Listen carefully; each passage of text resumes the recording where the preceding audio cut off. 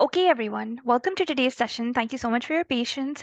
For everybody who's joining us for the first time, welcome to our Education USA webinar for today. And for everyone who's coming back, welcome back. So I would like to introduce myself before we get started. My name is Amna. I'm an Education USA advisor in the Karachi office. I graduated from the University of Maryland College Park with a Bachelor of Arts degree in economics. And today I will be providing all of you with an overview of what writing the college essay for undergraduate applications in the US entails and how to go about writing your own college essay. Also, one of the members in our audience mentioned that they are on the younger side and they're not actually applying this year, which is great because the sooner you start doing your research and the more you know about this entire process, the better prepared you are when the time comes around to start writing your essays. So, for anybody who's not applying and who's here on a preemptive basis, thank you and welcome. Now, before we get started with today's topic, I would just like to briefly tell you a little bit about who we are and what we do.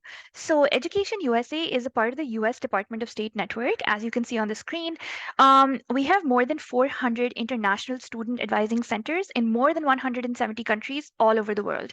Education USA provides free advising services to Pakistani students who are interested in pursuing their bachelor's, master's, or PhD from the United States. Another important thing to remember is that Education USA is your official source of accurate, complete, and up to date information on all US higher education. So, if you want to get in touch with us, you can always reach out to us via email. Our email is karachi@educationusa.org. You can also get in touch with us using our own application. It works like WhatsApp, and you can scan the QR code on the screen to download our application and message us Monday through Friday, 9 a.m. to 5 p.m. to ask us any queries that you have regarding the US applications process, right? I would like to reiterate at this point that our team is comprised of US graduates who themselves have applied to the US and studied in the United States. So we've been through the process, we've been trained by the State Department itself, and remember, our services are completely free of cost. So if you have any queries regarding the application process, or if you have any questions regarding any part of this, a specific part of the process, we do encourage you to please get in touch with us via email or using our mobile app to schedule a one-on-one meeting with an Education US advisor today. Now, at this point, I would also like to mention that there will be a brief Q&A session at the end of this webinar. So if you have any questions, please type them in the Q&A box and I will be addressing them at the end of the session, right, at the presentation. So let's just go ahead and talk about today's topic. Right? The first thing that I would like to talk to you about is the three main types of essays, right? Before you can start writing the essay, you need to know what type of an essay are you looking at, right? The first main category for undergraduate level essays is the personal statement, right? This is mandatory for all schools that you apply to. The second type is supplemental essays. These are optional based on the different schools that you're applying to. Some schools have supplemental essays and some schools don't. And finally, there are scholarship essays, which again are institution specific. So if you're applying for additional funding opportunities or specific scholarships, you might be asked to write a specific essay for that scholarship in order to be eligible to apply, right? Let's talk a little bit about the first type, the personal statement, which is also known as the Common App essay, right? On the screen, what you can see is the first prompt of the Common App. So in the Common application, you have to choose one out of 7 Common App college essay prompts. You do need to keep in mind, though, that many colleges also ask you to complete supplemental essays that are tailored to their school. So it's not just one Common App essay that you need to submit. You might have to submit as many as 4 essays or 3 essays per school, depending on whether or not they require supplemental essays or major specific essays, right, in the supplemental category. Now, let me talk a little bit about what the Common App is for those people who don't know this term or who are not familiar with how it works. The Common App is an undergraduate college admission application that was established in 1975, and it basically applicants can use it to apply to more than 1,000 member colleges and universities in all 50 states of the United States, right? It is the most popular online system used by colleges and universities to help students apply to their college. Using it can save you a lot of time. Why, you might ask? Because the essay that you write for the Common application is sent to basically every school that you apply to. So the Common App allows you to upload all your information, your transcripts, request your recommendations, and enter everything about your profile into one portal. And that portal can allow you to apply to up to 20 universities and colleges at the same time. which makes it really easy for you as opposed to going to 20 separate portals and uploading all the same information 20 different times. However, there are some universities and colleges that are not on the Common App. So if you're applying to somewhere like the University of California system, or if you're applying somewhere in Texas, chances are there might be a different portal for that. So you do have to do your research whether or not your specific university is on the Common App or not. But if it is, it's a great way to save time and save yourself a lot of redundant work when it comes to uploading documents. Now let's talk about the Common App essay, right? The Common App essay is 650 words, and you have 7 different prompts that you can choose from. It doesn't matter which prompt you pick. In fact, some people even say that you should maybe write your essay first and then match it to a prompt of your choice later. So it depends on you whether you want to look at the prompts and then design your essay, or whether you want to write your essay first, the first draft, and then look at which prompt best fits, right? Let me tell you the 7 prompts. The first prompt is, some students, it's the one on the screen, some students have a background, identity, interest, or talent that is so meaningful that they believe their application would be incomplete without it. If this sounds like you, then please share your story. One example of what this prompt is talking about is basically they want you to think about who you are. They want you to find, talk about something that is unique to you. And if your ideas are cliche, then you should consider writing with an uncommon style or some unique insights. So it's all about show, don't tell, right? You want to show them what your values are, not just describe them. So instead of making sweeping general statements about I am a leader, show them how you are a leader. How can you do that? You can, instead of saying the words I am a leader in your essay, you can mention a specific instance in your recent experiences in school or outside school where you displayed leadership qualities, so that you don't have to say that you are a leader. You can just have them arrive at that same conclusion by reading about that story and making that connection, right? So remember that whatever you're saying in your essay, it should be more examples based and less claims based, right? You, instead of saying things about yourself straight up or bluntly, like I want to study engineering, or I am a leader, or I've always been, motivated by XYZ factors. Try to make it more interesting by using real life examples, by using anecdotes, personal stories, to make the reader truly experience what happened to you and what it was that led you to choose your current major, or what you're trying to communicate, right? So the second prompt is, the lessons we take from obstacles we encounter can be fundamental to later success. Recount a time when you faced a challenge, setback, or failure. How did it affect you, and what did you learn from that experience? Now, again, this is a very different uh, prompt, and as you can see, it's not like the first one. This is talking about challenges, setbacks, and failures. And no matter who you are, there is no one person in this audience, I'm sure, who has never experienced a challenge or a setback, whether in your personal life or in your educational life or in your professional life, or on whichever arena. There has to be at least one instance where everybody has experienced a challenge or some sort of failure, or has experienced disappointment or a setback, right? So the second prompt is asking you to reflect on that and connect the dots and show the university admissions officer what did you learn from that experience, right? They're not just asking what that experience was, they're also talking about its effects on you and what you learned from it, what were your takeaways. The third Common App prompt is, reflect on a time when you questioned or challenged a belief or idea. What prompted your thinking? What was the outcome?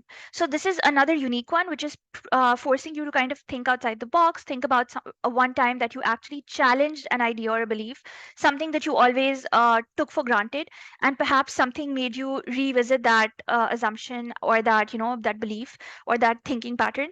And what was that process like, going back and revisiting a long held belief, and how did you change it, and how did you question it, and what was the outcome, right? So again, it has to do with introspection. It requires you to think beyond the obvious and deeply kind of address what's going on. Right. All the prompts are not on the slides, guys. I'm just giving you an idea of the prompts. If you wish to see the Common App prompts, then you can just type Common App prompts in Google, and you can see the entire list for yourself. I'm just giving you a general idea, and then we'll actually talk about what the admissions officers are looking for, and a sample essay. So don't get carried away by the prompts. I'm just giving you a general idea, quick run through. And if you wish to see them in print, then you can just Google it and you will be able to see them. They're available on the Common App and they're available on Google, right? Now let's talk about the next one, right? Number 4, which is reflect on something that someone has done for you that has made you happy or thankful in a surprising way. How has this gratitude affected or motivated you? So this one is about feeling thankful. It's about a sweet gesture, something that you didn't expect, maybe some empathy, some act of kindness, and it's also asking you to reflect on how that made you feel, how that changed your perception of that person or of the entire situation. So again, it requires you to think deeply.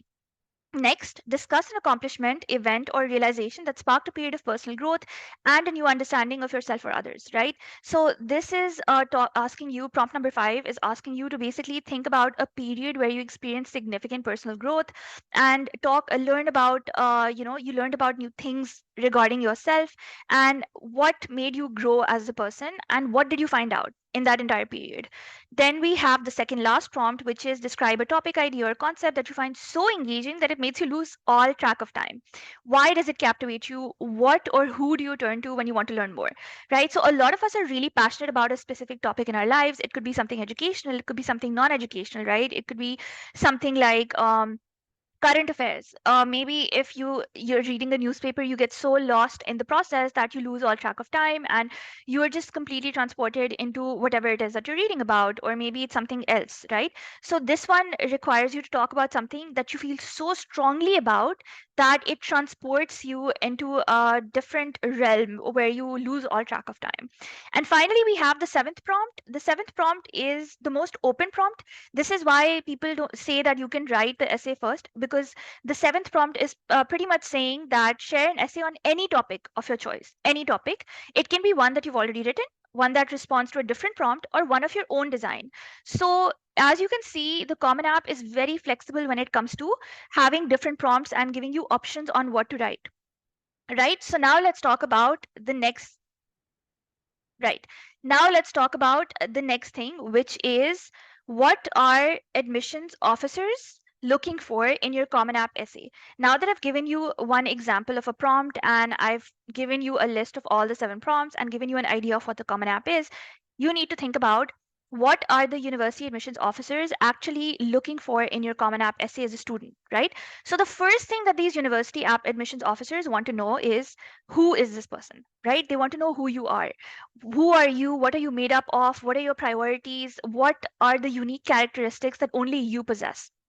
The second thing that they're looking for is, will this person contribute something of value to our campus, right? They want to know, how are you going to make a positive impact on their university or college? How are you going to bring something new to their campus? What is something positive that you can contribute to their on-campus community, and why would you be of value to that university? And thirdly, they're looking to find out whether or not you can write well, because in your undergraduate university career, you're going to have to write a lot of different reports and research papers.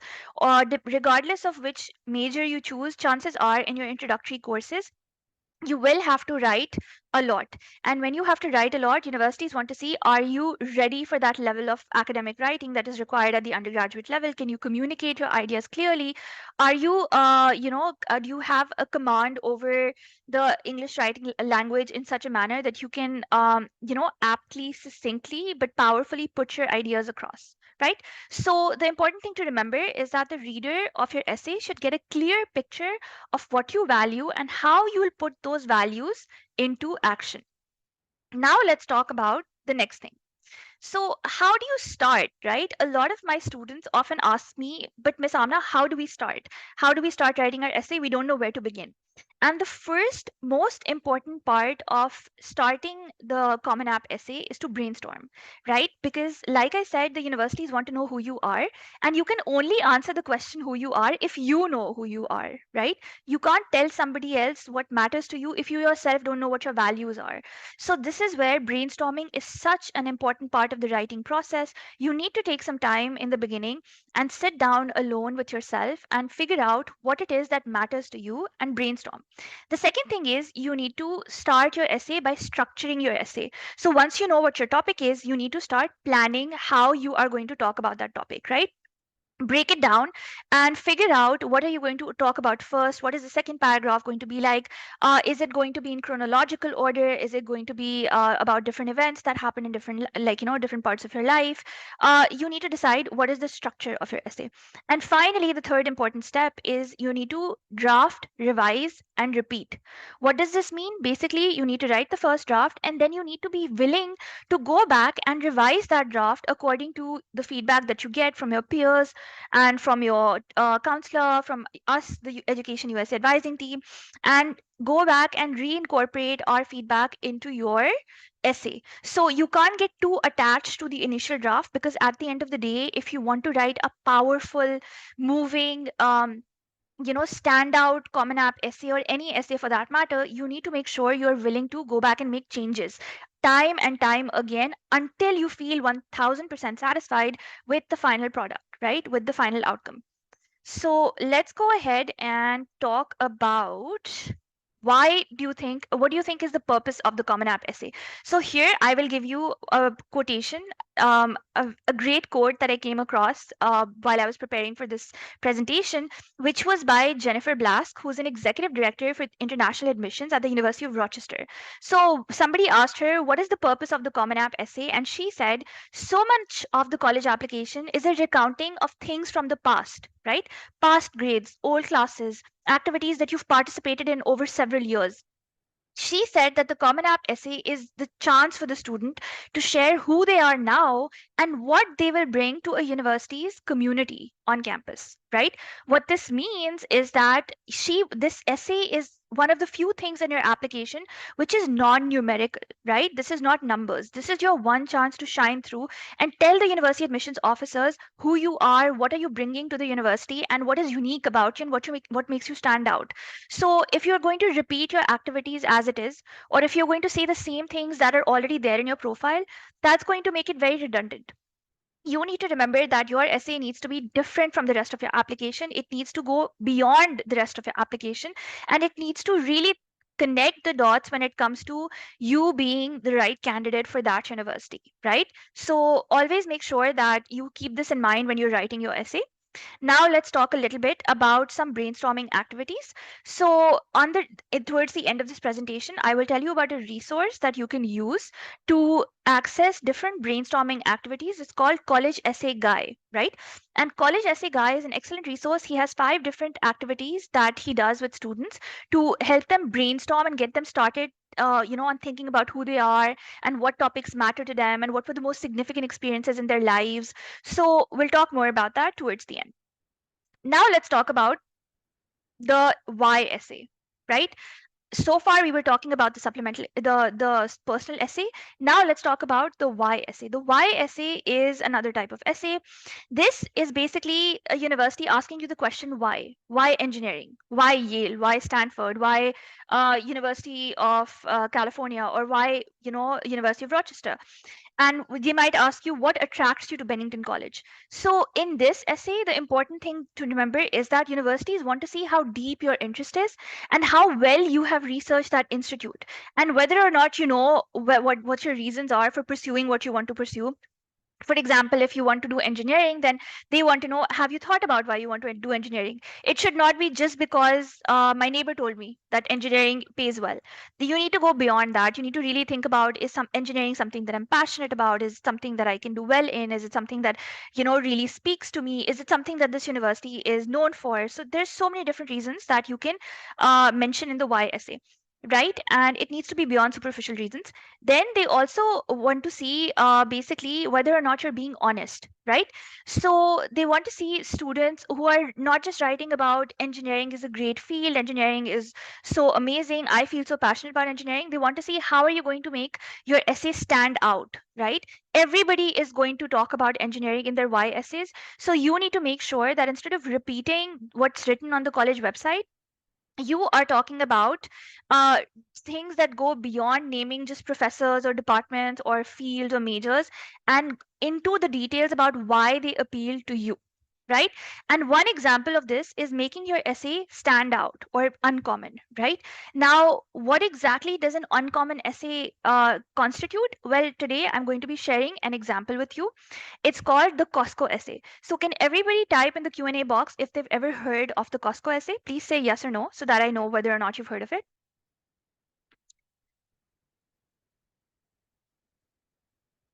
Okay, I'm seeing a lot of no's.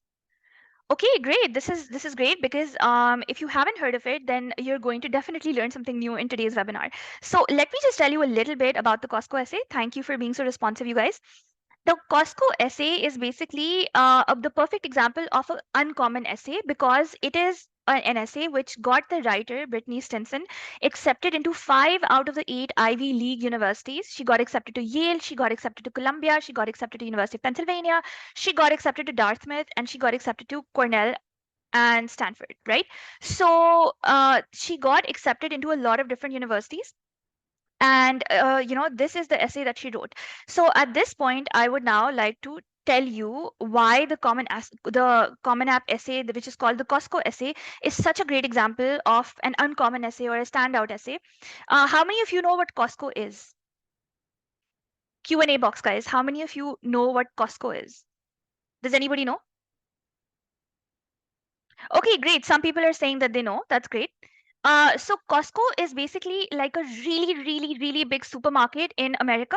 It's a chain of supermarkets in America, and basically they have things that you can buy in large quantities. So if you're doing the entire month's worth of shopping, then you can go to Costco and Sam's Club, which is another sort of like, that sort of a store, and you can just buy things in bulk, right? So if you want to buy let's say something like a smoothie, you're going to get a carton of like 30 smoothies, right? So you can do a lot of bulk shopping at these stores, and they're all over America. It's a very common shopping store, and a lot of people, you have to buy a membership, and a lot of people have membership to this because it's affordable, it's cheap, you can buy things in bulk, and it also has like free food samples that are being distributed, and there are different, you have everything under one roof. So if you want to buy toothpaste, you will find it there. If you want to buy avocados, you can find it there. If you want to buy something like even a TV, you can find it there. So it's basically a one-stop shop, like I don't know, like Metro in Pakistan, I would say. That scale, it's humongous, it's ginormous, and it's so big. Right. So let me just share my screen and show you the Costco essay. Let's just do that. Just give me 1 second, and I'm going to share my screen.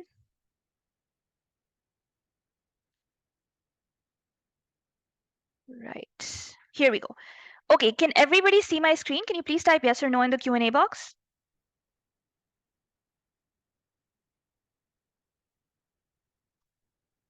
Yes. Okay, perfect. Great. Thank you so much. Okay, let's talk a little bit about this essay. So it starts off with this statement, as you can see on the screen, right? Sorry. Yes. Managing to break free from my mother's grasp, I charged.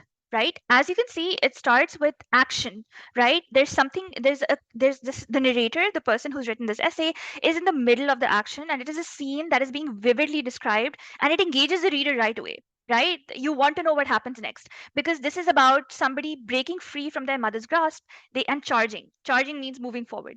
With arms flailing and chubby legs fluttering beneath me, I was the ferocious 2-year-old rampaging through Costco on a Saturday morning. My mother's eyes widened in horror as I jettisoned my churro. The cinnamon sugar rocket gracefully sliced its way through the air while I continued my spree. I sprinted through the aisles, looking up in awe at the massive bulk products that towered over me. Overcome with wonder, I wanted to touch and taste, to stick my hand into industrial sized freezers, to explore every crevice. So, this is an early example of the curiosity that Brittany, as a child, felt about Costco and everything that Costco had. Right? It's not intellectual yet, but the upcoming sentences are going to make it sophisticated and funny in a metaphorical reflection. I was a conquistador, but rather than searching the land for El Dorado, I scoured aisles for free samples. Before inevitably being whisked away into a shopping cart, I scaled a mountain of plush toys and surveyed the expanse that lay before me, the kingdom of Costco. Right? Now imagine this is a supermarket, but look at how this author the student is making it seem like it's so much more than a supermarket, right? Second paragraph, notorious for its oversized portions and $50 hot dog combos, Costco is the apex of consumerism. What does this mean? She's basically making a comparison about how Costco is not just a shopping store, it's also a symbol. It represents everything that we know as modern individuals in the 21st century about buying, right? About consumerism. From the days spent being toted around in a shopping cart to when I was finally tall enough to reach lofty sample trays, Costco has endured a steady presence throughout my life. As a veteran Costco shopper, I navigate the aisles of foodstuffs, thrusting the majority of my weight upon a generously filled shopping cart whose enormity juxtaposes my small frame. She's talking about just how heavy her shopping cart is and how there's so much so many contents in it, and it's so hard for her to push it because she's just a young girl and the cart is much heavier than her and much bigger than her in size. Over time, I've developed a habit of observing fellow patrons tote their carts piled with frozen burritos, cheese puffs, tubs of ice cream, and weight loss supplements. Perusing the aisles gave me time to ponder. Who needs 3 pounds of sour cream? Was cultured yogurt any more well mannered than its uncultured counterpart? Costco gave birth to my unfettered curiosity. Right, so over here you can see that she's basically being funny and she's observing and also asking the reader questions. She's trying to engage the audience, right? While enjoying an obligatory hot dog, I did not find myself thinking about the all beef goodness that Costco boasted. I instead considered infinitudes and finitudes, unimagined uses for tubs of sour cream, the projectile motion of said tub when launched from an 80-foot shelf, or maybe when pushed from a speedy cart by a scrawny 17-year-old. I contemplated the philosophical. If there exists a 33-ounce jar of Nutella, do we really have free will? So here she's making the question, she's questioning the reader that if we all love Nutella, right? Nutella is that chocolate spread that a lot of people eat. It's really delicious. It's a hazelnut chocolate spread.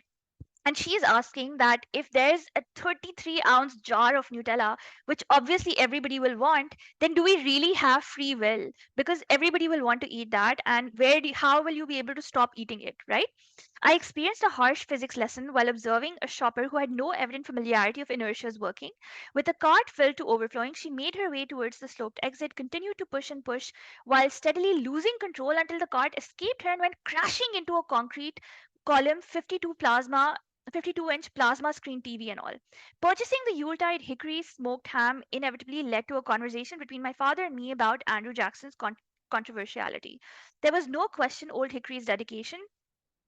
He was steadfast in his beliefs and pursuits, qualities I'm compelled to admire, yet his morals were crooked. We both found the ham to be more likable and tender.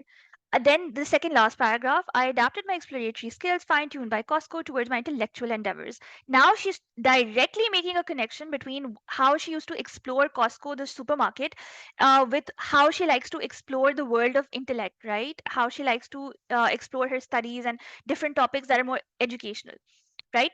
Just as I sampled buffalo chicken dip or chicken truffles or chocolate truffles, I probed the realms of history, dance, and biology, all in pursuit of the ideal card, one overflowing with theoretical situations and notions both silly and serious. I sampled calculus, cross country running, scientific research, all of which are now household favorites.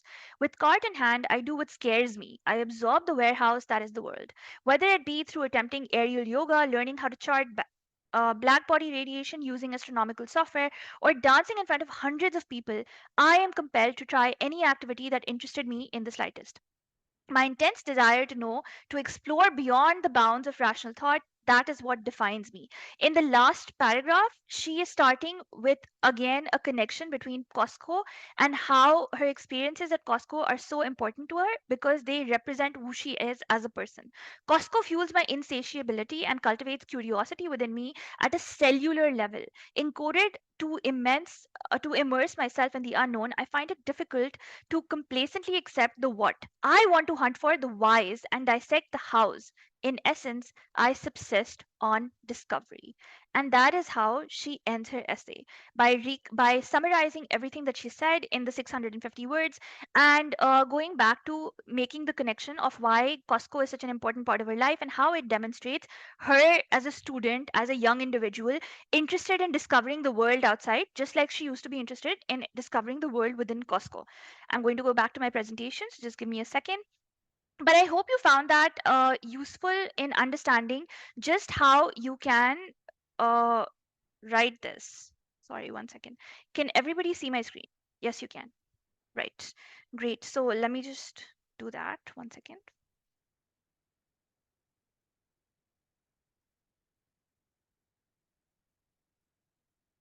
Right, we're back. So this was the Costco essay. So now let me show you a slide which talks about why the Costco essay actually works, right?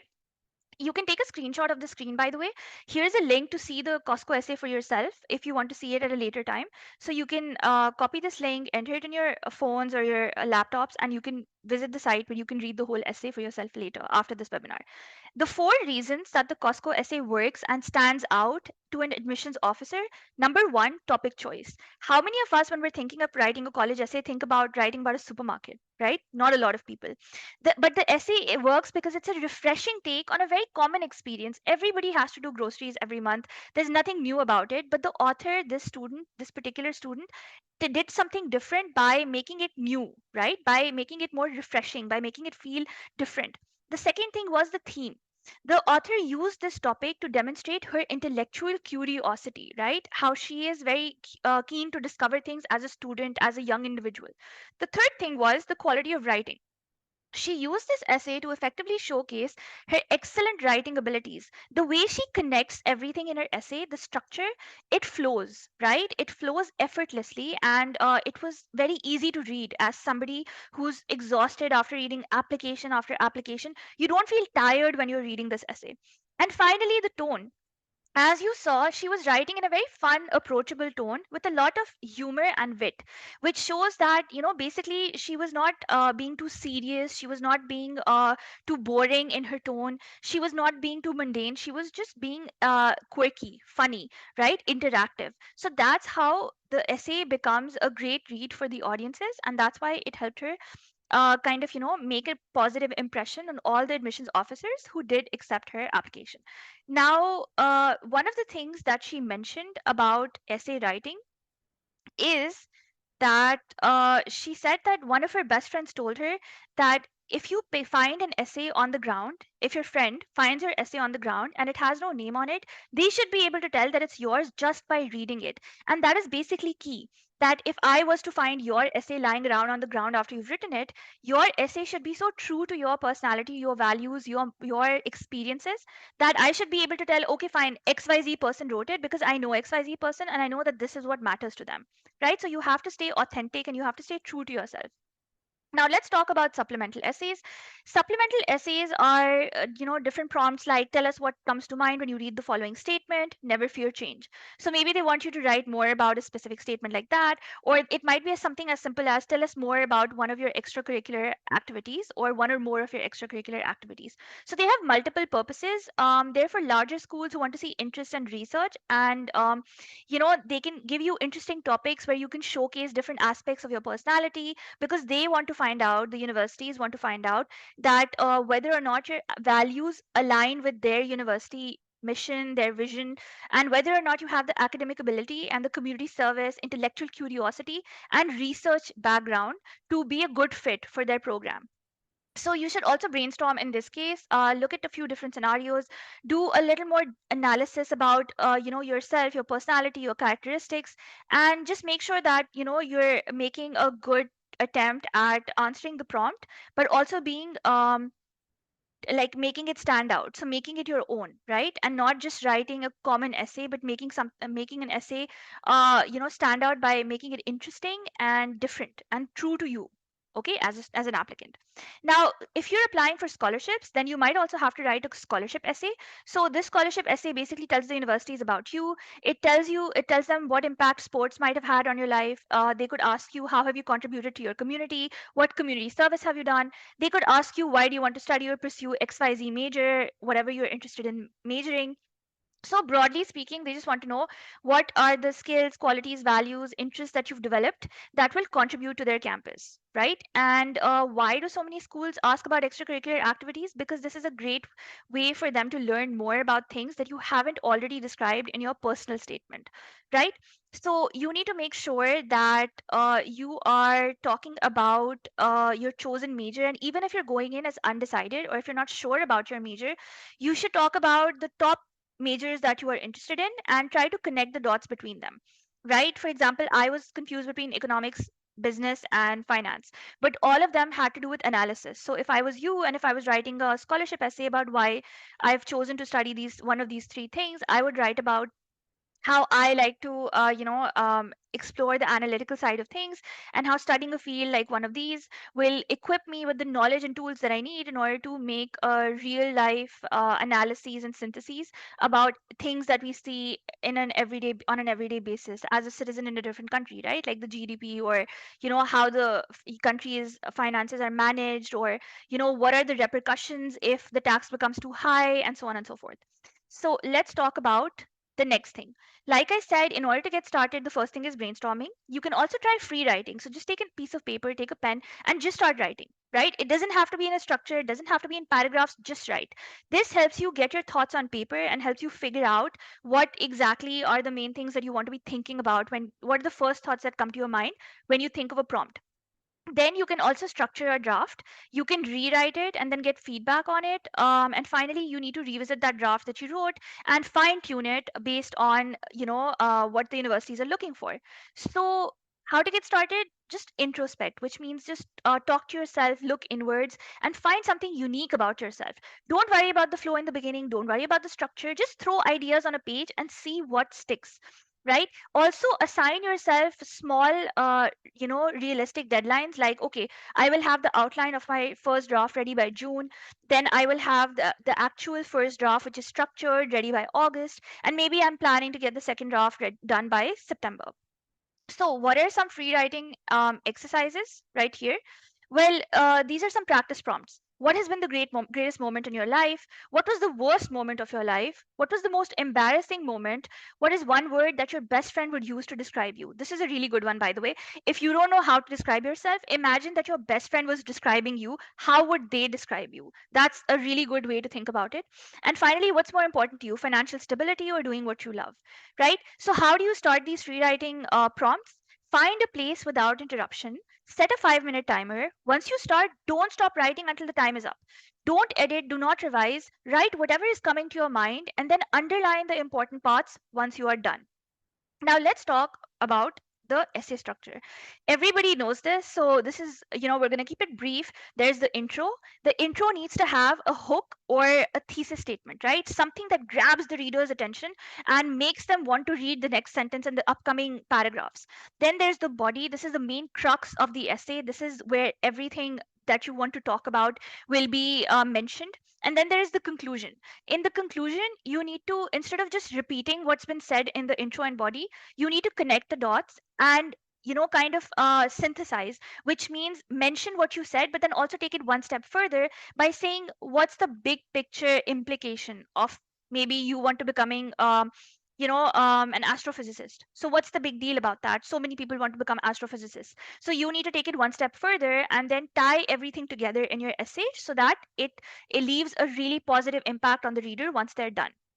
Right, a good thing to remember is to have a topic sentence for each paragraph. So make sure that each essay, each paragraph has one main theme or one topic sentence, and you're making it obvious which sentence is that topic sentence. Then you need to quickly engage the reader. Don't take too long in making your essay interesting.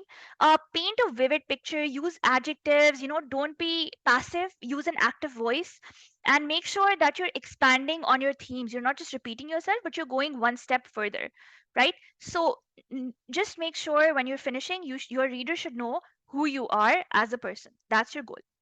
Now, what are the things that you should do?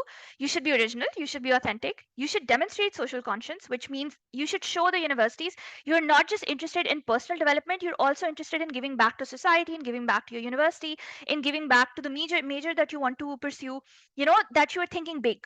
And show them that you're also thinking deep. What this means is that you've thought about what you are writing, you've done serious reflection about who you are as a person, what are your personal values, and what matters to you, right? And don't talk in cliches like the moon was so bright it took my breath away, or there's plenty of fish in the sea. Nothing like that. Don't use words that or phrases that have already been overused. Instead, try to be original and different. And the second thing is, not to do. Don't be passive, right? Don't say that something was done to you. Always remember, you are the hero of your essay.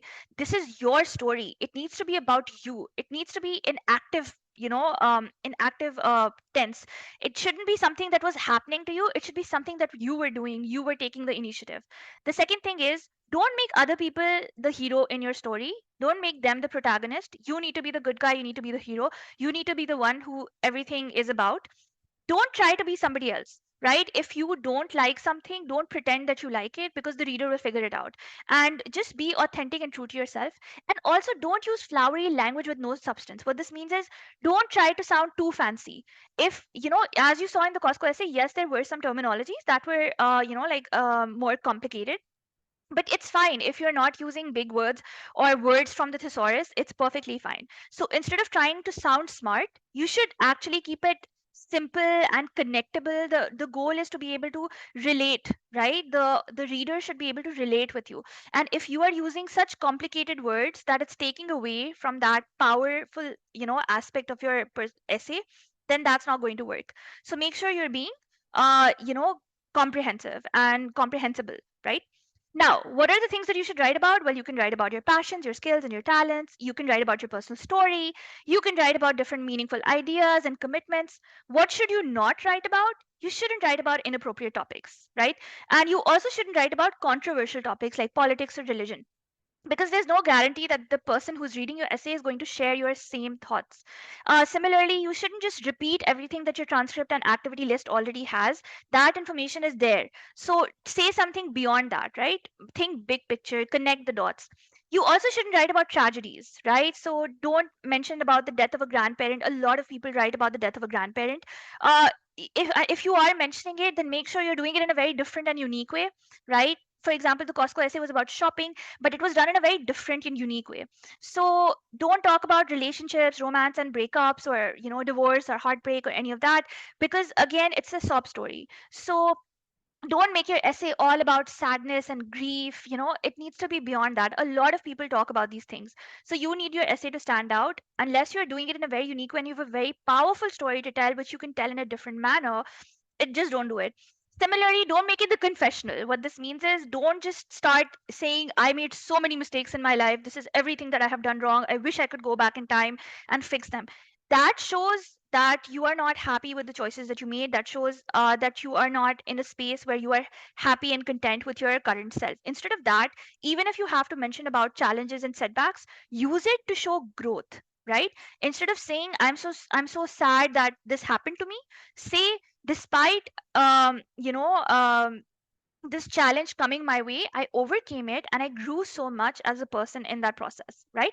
Also, don't write about your hero. Remember, this is not about talking about who you value most in your life or who you look up to. It's not just about that. So essay needs to be about you. It's fine if you mention a specific, I'll go back to the astrophysicist example, if a specific person that you look up to, like Stephen Hawking, but don't just make the whole essay about a Wikipedia page about Stephen Hawking, right? Like, it needs to be about you. And finally, don't talk about how lucky you are or how privileged you are.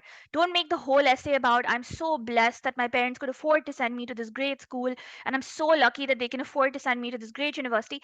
Instead, that just shows surface level, evolution. Instead, show universities how you are going to use the resources that you have had or that you will have to benefit society at the greater scale. Okay, so let's look at the next slide here and talk about reviewing.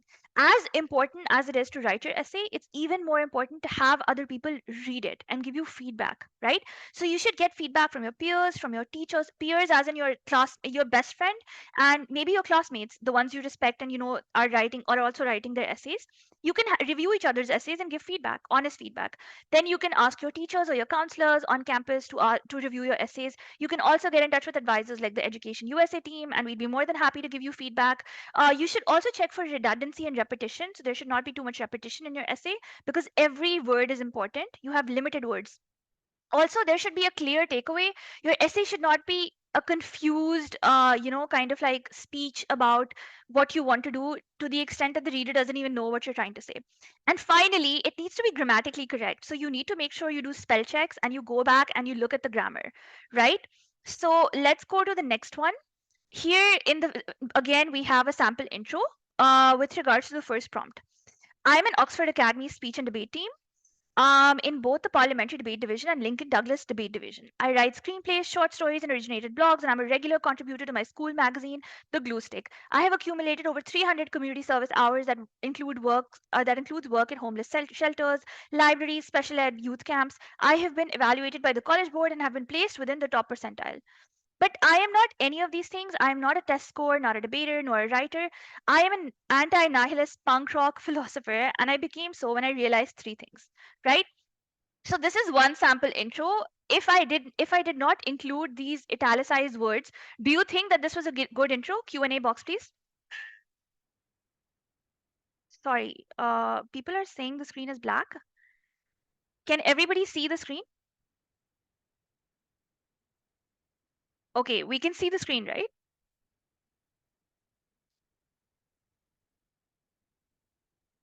Okay, great.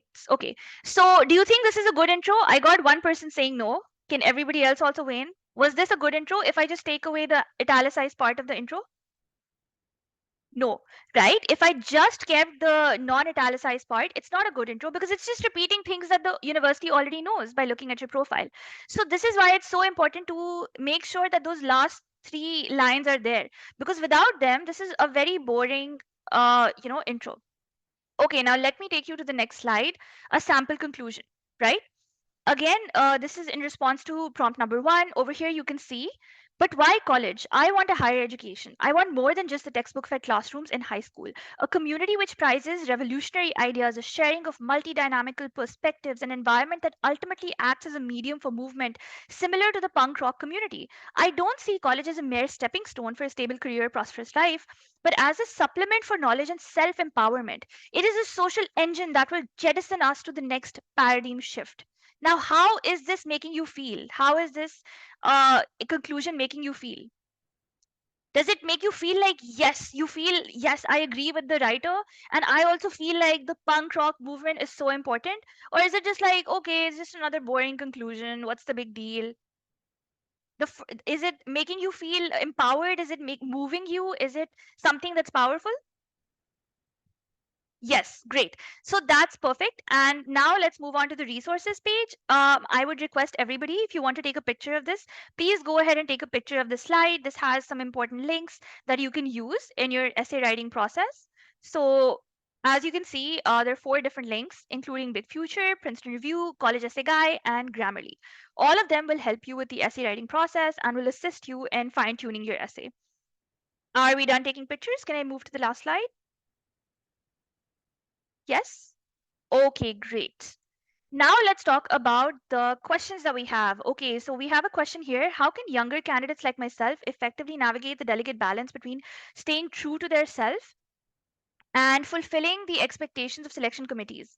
How can an applicant tactfully include their experience of financial hardship in an essay without it being seen as a mere plea for sympathy?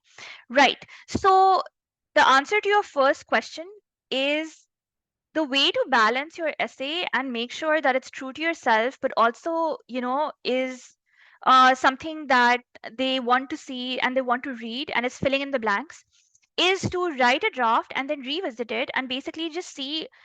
As a reader, imagine that you are reading your own essay, you are the admissions officer, right? And read your essay out loud.